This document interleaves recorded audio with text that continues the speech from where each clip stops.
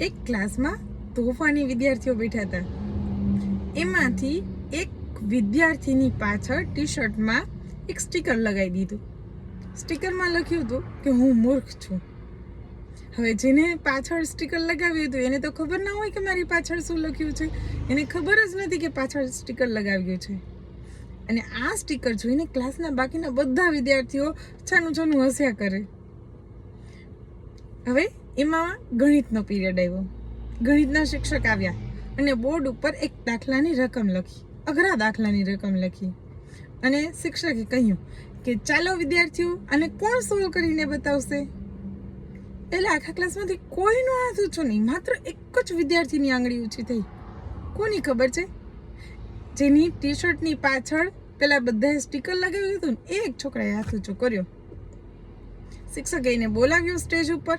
બોર્ડમાં આખો દાખલો સોલ્વ કરી દીધો એને. શિક્ષકે શાબાશી આપી અને બધા વિદ્યાર્થીઓ પાસે તાલી પડાવીને એને શાબાશી અપાવી.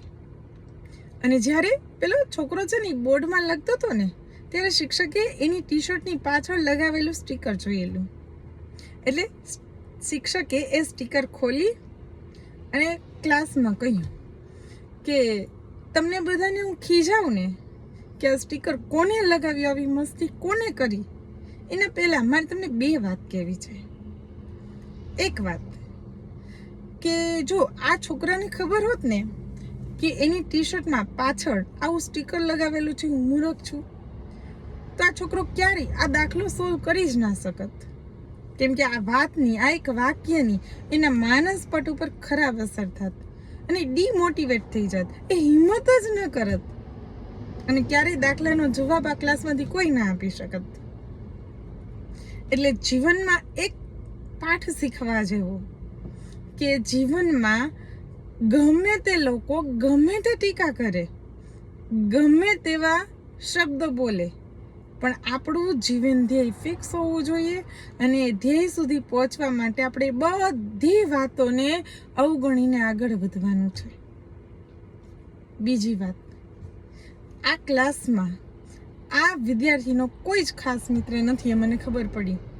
કેમ? તો કે જો એ ખાસ મિત્ર હોત ને તો એને કીધું હોત કે જો ભાઈ તારા ટી શર્ટની પાછળ કોઈ આવું સ્ટીકર લગાવ્યું છે.